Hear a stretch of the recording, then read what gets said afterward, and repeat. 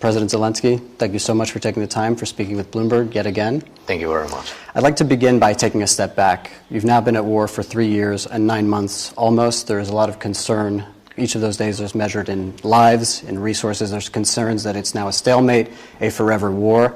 Now, today, on day 1,357, from the United States and from Europe, what do you need to meaningfully change the course of the war? Thank you very much. Not to lose your support, not to lose unity between the United States and Europe around the Ukrainian question, first of all. What we need between us, yes, long artillery, we really need. There's a big deficit on the front line. During this war, it's not the question of this day, it's a question for this war. And of course, we need air defense. We are thankful for program Pearl. We are thankful to the President. Yes, and this is very important. He opened this corridor that we can buy. By Pearl, we can buy air defense. Missiles, PAC-3. First of all, PAC-3. And of course, systems. With systems, it's difficult because it's always the question of time. Yes, but we can't wait because they attack us each day. And we began to work on the interceptors, drones, interceptors. We have our production, and by the way, good production, American-Ukrainian production, co-production. I'm happy that we have co-productions already. Yeah. We started this, but I hope that in future we will have more. So I think air defense, number one, long artillery, as I said, and of course, if you will ask me what can change, yes, we need long range. Yes, we need long range. Somebody, by the way, I had a conversation with Santos, as you mentioned at the very beginning, and bipartisan support. We are thankful, but we spoke about tomahawks, for example. I said it's not only about tomahawks. There are some similar long-range things, important, very important things.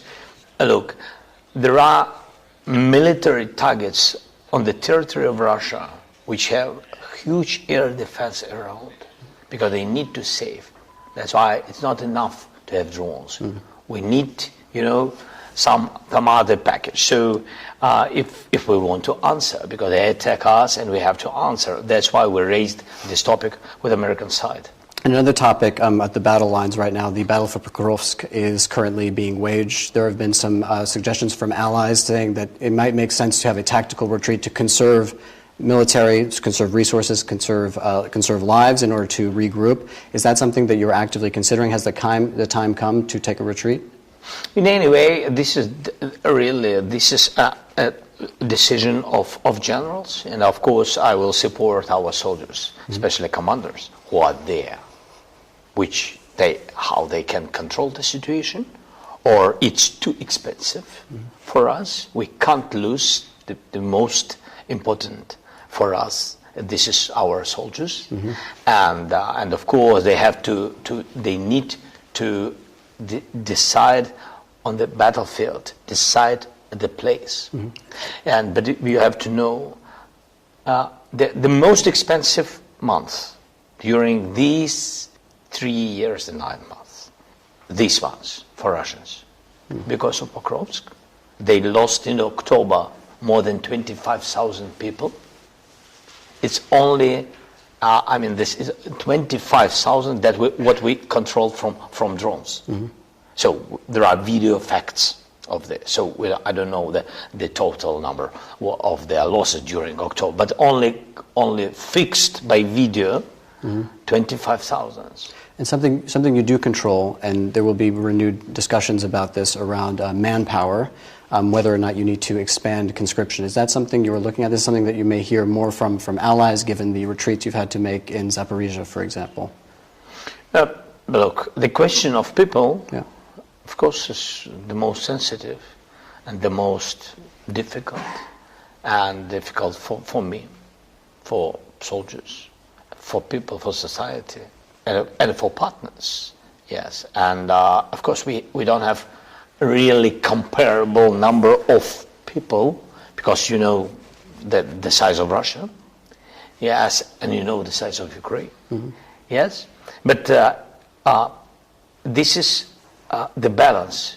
You can't, even if soldiers ask to mobilize more people, you have to balance It's a very difficult question. You have to balance because there are society, people, and they have to work, and they have to work and pay taxes, and then this money goes to army. So you have to find the balance.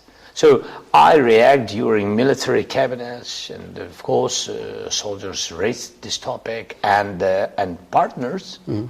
Yes, but partners are not at the battlefield.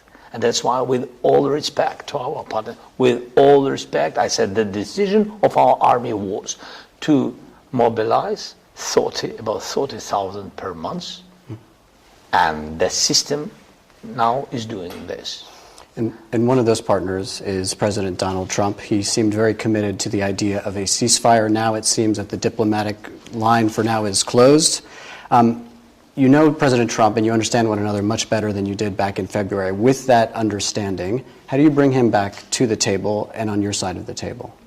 How to bring back Donald President Trump? Yes, to committing to the idea of a ceasefire. I think this is important for me and for our people, and this is a big Europe, much more bigger than in Ukraine. We paid the most, high price because it's only Ukrainian losses here, but human losses, of course, first of all. But we have to understand that also. I think this is important for America, and I think this is very important not to give possibility to Russia just to.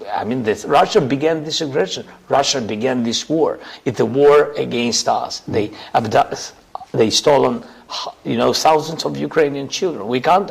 They don't respect. They don't respect the law, but they really respect the United States. They respect President Trump. I really think that President Trump can push Putin to negotiations, and that's why this is very important. And I think that like I said to senators, we are very thankful to First Lady, and I'm very thankful, like the President of Ukraine, that our First Ladies, Olena and Melania, that they spoke, they began to work on children question, how to bring kids back. This is very important, and I'm thankful to you and to other leaders who also helped us. For this moment, we brought 1,600 children. And you mentioned the Pearl Defense Program that was rolled out earlier this year. Is that bringing you what you need at this stage? I'm thankful to President that we can get what we need. Not enough, but it depends on different things. But not enough. But not enough air defense, not enough missiles. I work on it personally. I work on it personally each day here in Ukraine and abroad.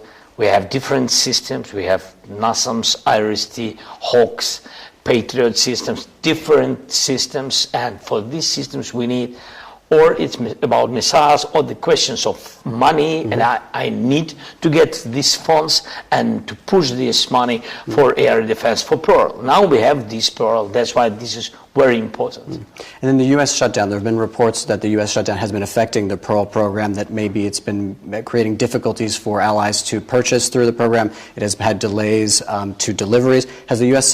shutdown had an impact on the battlefield for you? All such things in the United States, of course, have influence.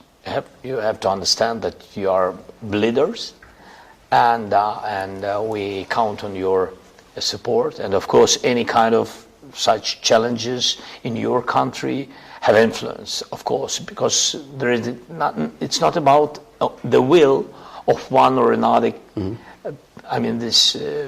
People or institutions. Sometimes it goes like, because of logistics, some slow steps, we need it, and it comes later or doesn't. So that's why such things, of course, have influence. So you feel on the battlefield the U.S. shutdown?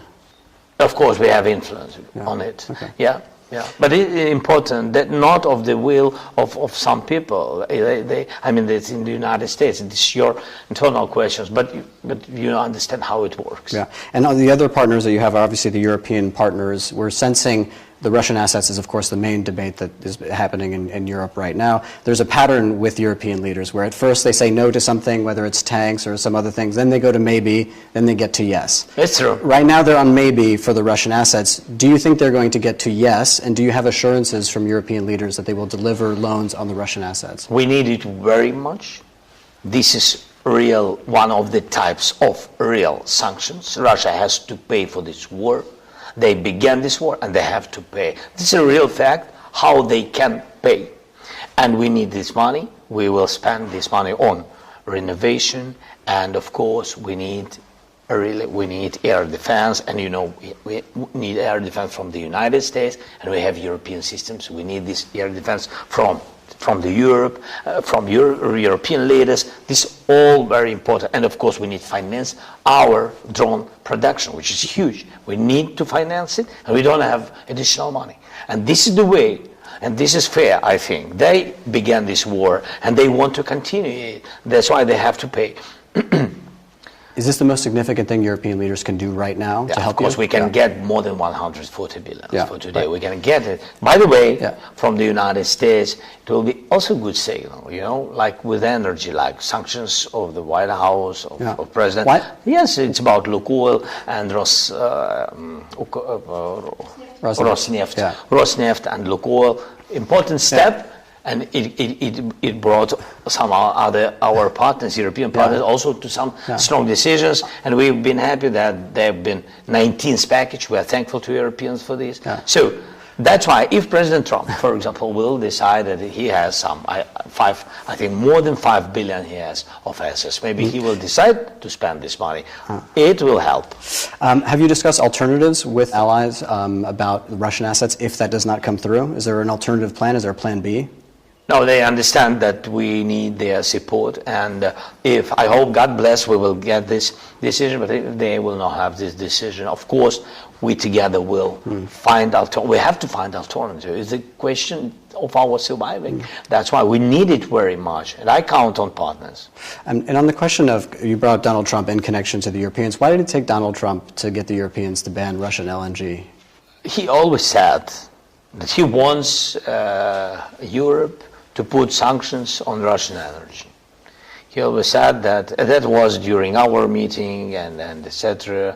And that some countries in Europe, they really used it. Yes, it was not the case of 1 year. In the case of, I think, about 30 years, they had relations and a lot of different factories. They have common businesses.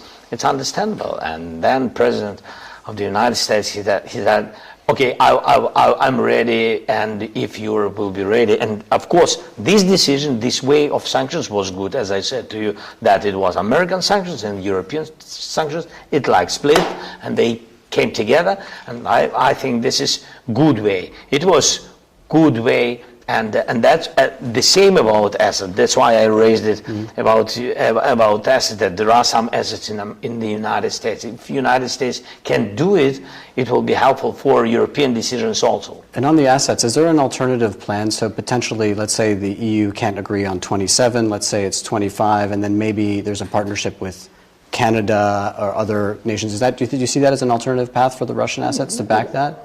We have bilateral security documents between us and 28, maybe 29 for today, partners.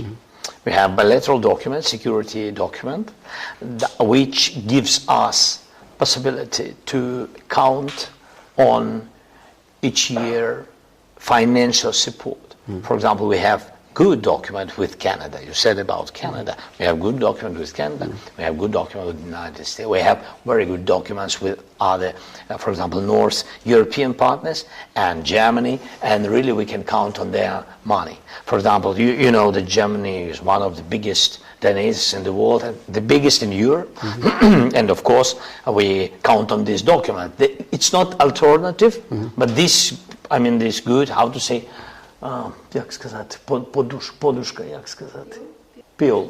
Yeah, this is a good pill. And in terms of energy, the Russians have been targeting more and more your energy infrastructure, your gas infrastructure as well. You're heading into the winter, yet another winter of the war. very difficult situation. Can you tell us what the situation is going to be for energy in the coming months for Ukraine? So we have really a difficult situation, and we have to go through this winter. It's not the first winter, by the way, but they increased the number of attacks by drones. Can you imagine they use Iranian drones? Can you imagine how many drones they use? They use 500. They can use 600, 700. They used once already of 800 drones per day, and plus ballistic and cruise missiles, and it's such combination. Of course, is yes. But we have what we have. We have air defense. We have our production of drones. We have drones interceptors. We have our systems of electronic warfare, a lot. I mean, it's about hundreds for today, and it's our production. So we, of course, and our people people from energy, and they which work on the fields, and that's why this is very important.